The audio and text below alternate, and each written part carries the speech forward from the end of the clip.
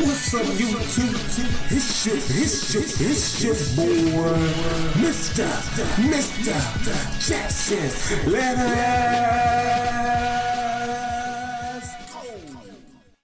us go.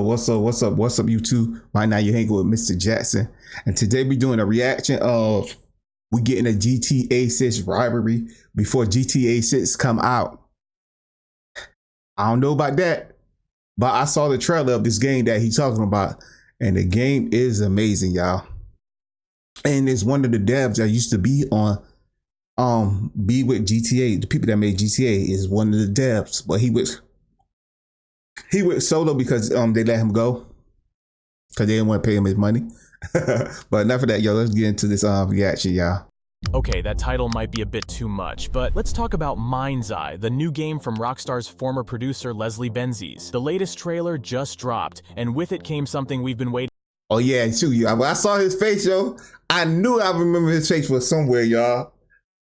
And that was Mafia 3, y'all. I'm like, what? I know him from somewhere, yo.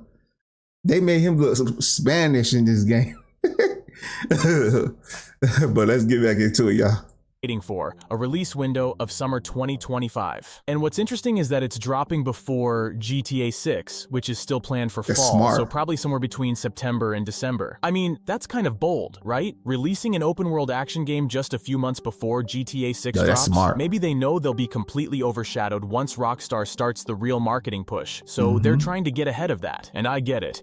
Everyone's waiting for GTA 6, so this might be their best shot at grabbing attention while people are still in that waiting phase. Anyway, let's. And this game look amazing, y'all. This trailer looks so, but yeah, I know somebody gonna be like, hey, you can look at the trailer, I don't mean nothing. That's true.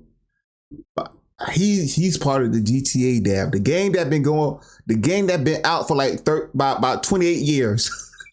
GTA 5. The game that been out about 25 years, GTA 5. He's part of that. He's part of making that game, y'all. So I know this game right here gonna do good. I know this game gonna do good, y'all.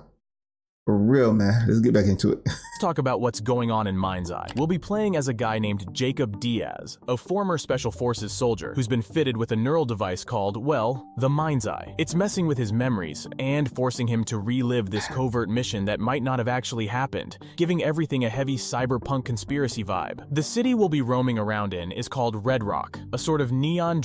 And that's what Elon Musk want to do, y'all. Elon Musk want to see. You see how he is? Elon Musk want to put chips in us, y'all. That's what he want to do, y'all. You put them chips in us, it's a wrap, man. It could take over your mind, make you go crazy. I'm just letting you know. You got to fight it.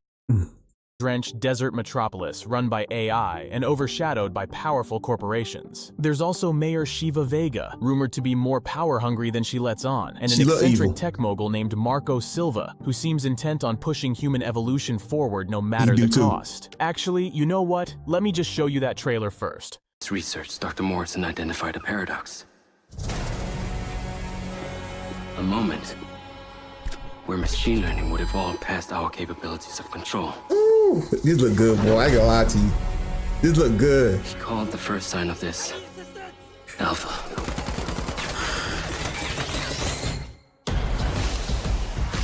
Welcome to Red Rock. Man, is it always this hot? You'll get used to it. Sort of. Not really. It remind me of GTA a little bit, too. Not bad, huh? It's the latest model. Interesting. Yo. Companies like Silver Corporation, instead of Stop showing her toes, have turned their backs on the very stars and stripes that made them a success. You still haven't given us clearance for launch. Give me access to the back-end system of my city bot, and then we'll talk. Today is a very special day. Well, it's not every day we get to test the existential potential of man with machine. Oh, shoot. This city loves me, Marco. I can spin this like I always do. I will not let them fucking stop me. He got problems. He got problems, y'all.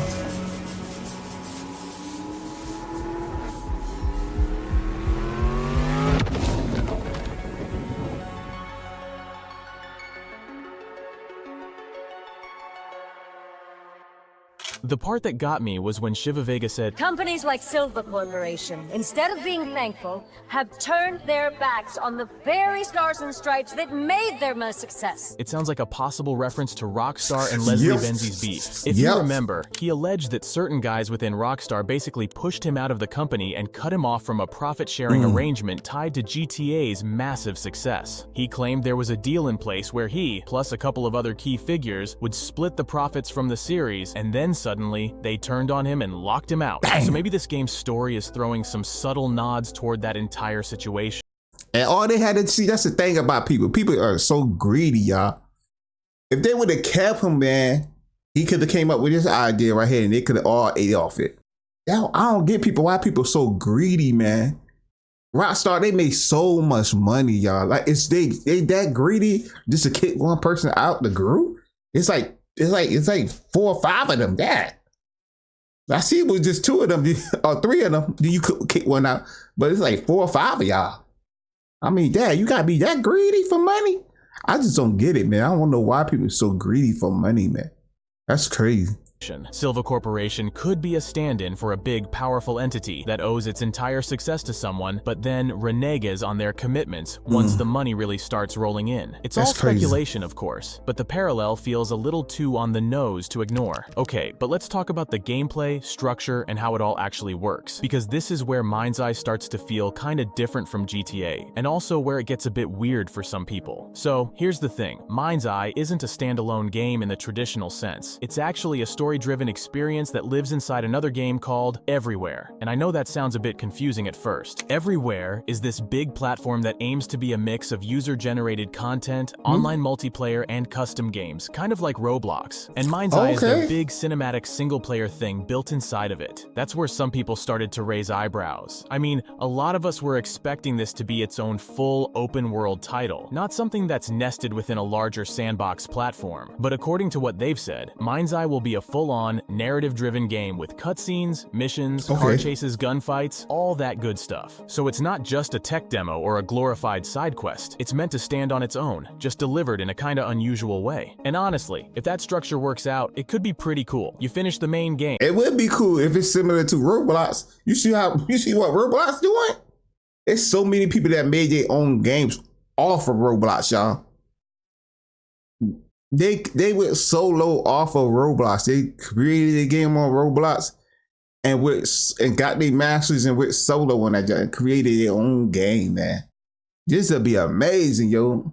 And instead of uninstalling, you stick around to check out what other players are creating in Everywhere. But at the same time, I totally get the skepticism. It's a risky move, especially when the whole world's watching to see if this team can actually pull it off. Sometimes risk. Now let's talk about Sometimes the good actual take risk. gameplay, because yeah, we've also seen some. A little over a month ago, they dropped the first official gameplay trailer for mindseye during Sony's State of Play, and the entire thing was captured in-game. And honestly, it looked pretty solid. They definitely went hard on the action. I mean, we're talking constant car chases, shootouts, and explosions basically every few seconds. Maybe a bit too many explosions if I'm being real, I take the but I explosion. get I what they take were it. going for. They wanted to make it feel as intense and cinematic as possible. Hopefully, the final game actually plays like that, and it's not just stitched together action shots. But if they manage to balance those high-octane moments with solid open-world gameplay, it could be really fun to play. It's not like I'm not worried though. Every time I watch one of these trailers, I get this weird feeling that something's off about the game. Maybe it's just that there's no real wow factor. Like the overall look feels like